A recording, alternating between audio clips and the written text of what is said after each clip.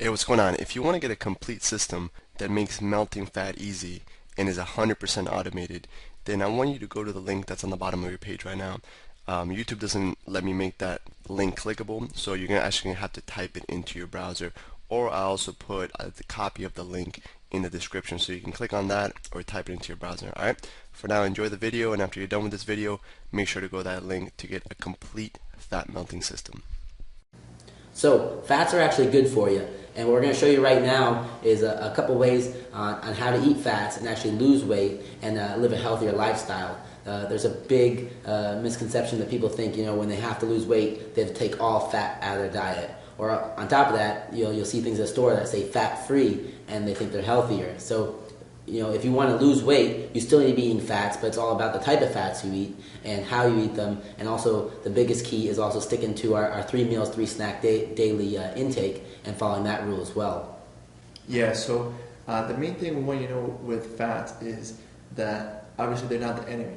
The three main things, the three main distinctions we want to clarify in this video is obviously what type of fats you eat, where you're getting your fats, how the fat is prepared.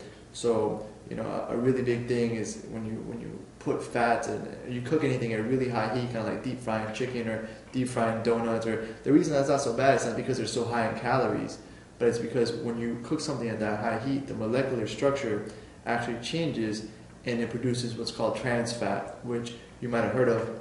Trans fat is what clogs your arteries. It causes oxidation. It completely takes your body off of balance. Your body has a balance of omega-3, 6, and 9s, and it completely takes it off balance and it starts to cause oxidation. So we're going to fix that. We're going to give you clarity on exactly what fats to eat, when to eat them, and how to prepare them. And as long as you're following the 3 meal, 3 snack program that we laid out earlier in this course, you can be fine. We just want to give you some distinctions and some common mistakes to avoid when eating fat. So the 3 main fats that you're going to see on labels and you're going to hear about, and you might not know anything about, and it's good to educate you so you're going to understand and you're going to be able to eat fat, and stay leaner. There's one which is trans fat, unsaturated fat, and saturated fat. Now, trans fat we want to totally get rid of. We should never be eating trans fat at all. That trans fat, like Alex said, it happens, when you overcook at really high temperatures. On top of that, trans fat is all man-made. It's used in foods that are packed away for long times. It doesn't spoil as fast as as saturated or unsaturated fat, which comes from plants and animals. It's stored in packages, so we have to make it so it's not going to spoil as bad. So trans fat we want to stay away from. Whenever you see trans fat in a label, you want to stay away from that food. A common thing that's associated with trans fat is hydrogenated. That's a weird word for me to say. Hydrogenated, whenever you see that, it's associated with trans fat. And a quick note on trans fat, there's actually loopholes in the labels where if something has less than 0.5 grams of trans fat per serving, they don't have to put it on the label.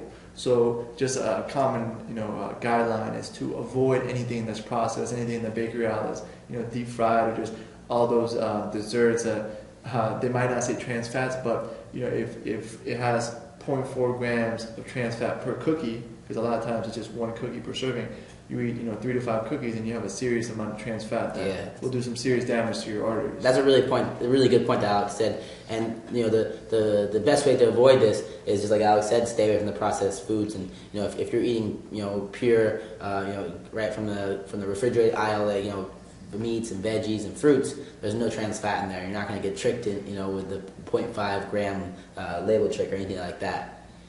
Second kind of fat is saturated. Now, up until recently, saturated they used to say it was bad for you. Saturated comes from saturated comes from animals, usually from animal meat and things like coconut oil as well. Saturated fat is really good for you. It's really good for your brain, your skin, a bunch of different areas, and you need to eat that, and that's one of the things you need to include in your diet. Hey, real quick, one more thing before you go. I want to make sure you know that there is no correlation between how hard you work and how much fat you melt or how much muscle you build. Alright? There's enough science, enough data out there that there's absolutely no correlation between hard work and results. Alright? There's a difference between movement and achievement. Alright? If you want to learn my best tips, what I call the 5% hacks that allow you to get maximum results, maximum fat loss, maximum lean muscle gain, I want you to go to the link that's on the bottom of this page, or you can click on the link in the description. You're going to get a complete system for melting fat in an intelligent and streamlined system. I'll see you there.